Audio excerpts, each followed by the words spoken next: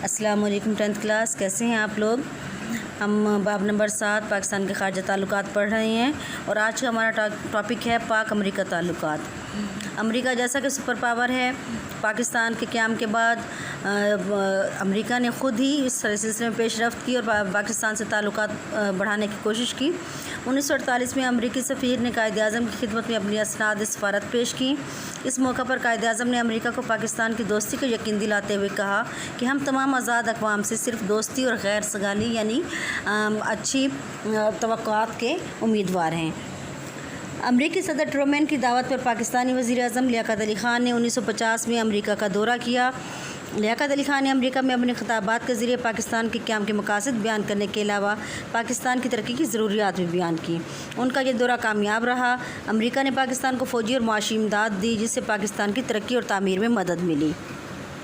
1955 میں امریکہ اور پاکستان کے نمائندوں کے درمیان تعاون کے سمجھوتے پر دستخط ہوئے، جس کے تحت امریکہ نے پاکستان کے ساتھ ری ایکٹروں کی تعمیر، ڈیزائن اور دیگر امور میں کچھ حقوق جولائی 1961 میں صدر پاکستان محمد ایوب خان نے امریکہ کا 5 روزہ سرکاری دورہ کیا۔ انہوں نے امریکی صدر کینیڈی سے بات چیت کی اور مسئلہ کشمیر کے سلسلے میں پاکستان کا موقف یعنی کہ ان کا خیال بتایا۔ اس دورے کے اختتام پر جاری ہونے والے مشترکہ اعلامیہ میں امریکہ نے دوسرے 5 سالہ منصوبے کے لیے پاکستان کو امداد کی یقین دہانی کروائی، نیز یہ بھی کہ امریکہ کے ہواری ممالک یعنی کہ جو ساتھی ممالک ہیں ان کو بھی پاکستان کو امداد دینے پر آمادہ کیا جائے گا۔ امریکہ نے پاکستان کی فوجی اور اقتصادی امداد کی بات کو بھی دہرایا اور امریکہ نے پاکستان اور افغانستان کے درمیان سرحد یعنی ڈیورنڈ لائن کو بھی تسلیم کر لیا۔ پوائنٹ نمبر 5 ہے 1979 میں روس نے افغانستان میں اپنی فوج داخل کر کے افغانستان پر قبضہ کر لیا۔ پاکستان اور امریکہ نے کھل کر روسی قبضہ کی مخالفت کی۔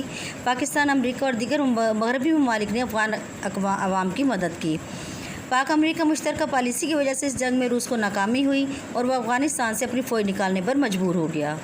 پوائنٹ نمبر 6 دسمبر 1982 میں امریکہ کے نئے صدر ریگن کی دعوت پر جنرل ضیاء الحق امریکہ گئے۔ اس دورے میں دونوں ملکوں نے ایک وزارتی کمیشن کے قیام کا اعلان کیا اور پاکستان کو F-16 طیاروں کی پہلی کھیپ دی گئی۔ اس کے جواب میں 1983 میں بھارت اور روس نے بھی ایک معاہدہ کر لیا اور روس نے بھارت کو جدید ترین اسلحہ، بختر بند گاڑیاں، ٹینک شگن اسلحہ اور دیگر ہتھیار دینے کا اعلان کیا۔ نیکسٹ ہے 1985 میں امریکی سینیٹ نے ایک قانون کی منظوری دی جس کے تحت طے پایا کہ ایٹمی ہتھیار بنانے والے ممالک کی امداد بند کر دی جائے۔ امریکہ نے 1 سال کے لیے پاکستان کو اس سے مستثنی یعنی کہ اس سے الگ قرار دیتے ہوئے امداد کی منظوری دے دی کہ پاکستان کے لیے امداد بند نہیں کی جائے گی۔ پاکستان کو بعد میں بھی اس ترمیم سے مستثنی قرار دیا جاتا رہا اور ہر سال یہ امداد ملتی رہی۔ اکتوبر 1985 میں جب جنرل ضیاء الحق نے اقوام متحدہ کی 40ویں سالگرہ کی تقریبات میں شرکت کے لیے جب وہ نیو یارک گئے تو انہوں نے امریکی صدر سے بھی ملاقات کی۔ 1986 میں پاکستان کے وزیر اعظم محمد خان جنیجو امریکہ کے دورے پر گئے۔ اس دورے میں انہوں نے امریکی صدر کے علاوہ دیگر اعلیٰ حکام سے بھی ملاقاتیں کی۔ اس موقع پر دونوں ممالک میں حساس ٹیکنالوجی کی منتقلی کا معاہدہ طے پایا، لیکن امریکہ نے شرط عائد کر دی یعنی یہ شرط لگا دی کہ اس ٹیکنالوجی کو ایٹمی پروگرام کے لیے استعمال نہیں کیا جائے گا۔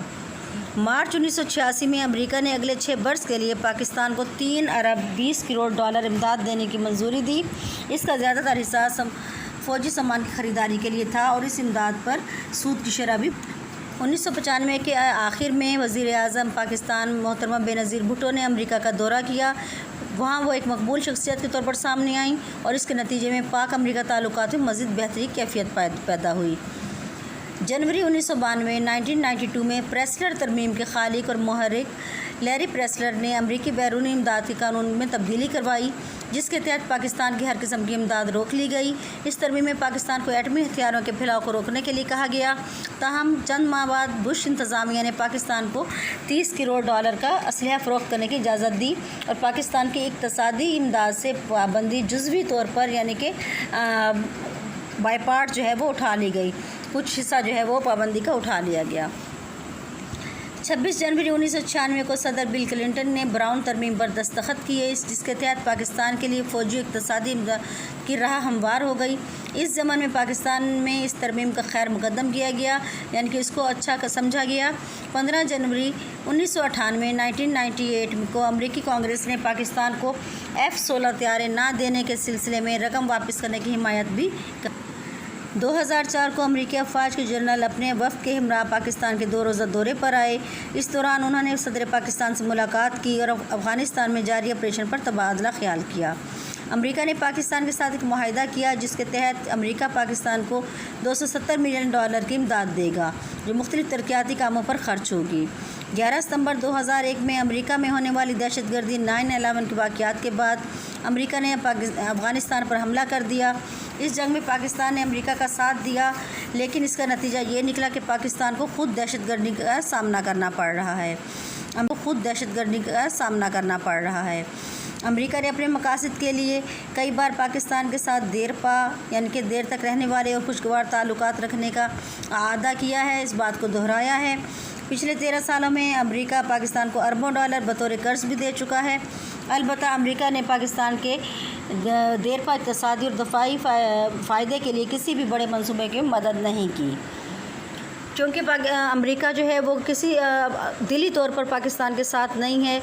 इस वजह से वो किसी बड़े मंसूबे में मदद नहीं कर रहा, लेकिन ये पाकिस्तान की मजबूरी है कि वह इमदाद के हसूल के लिए अमेरिका से अपने ताल्लुकात इस्तवार रखे हुए हैं।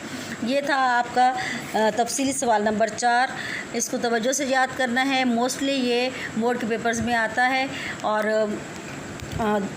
अल्लाह ताला आप सबको अपने हिफ्ज़ व अमान में रखे। अल्लाह हाफ़िज़।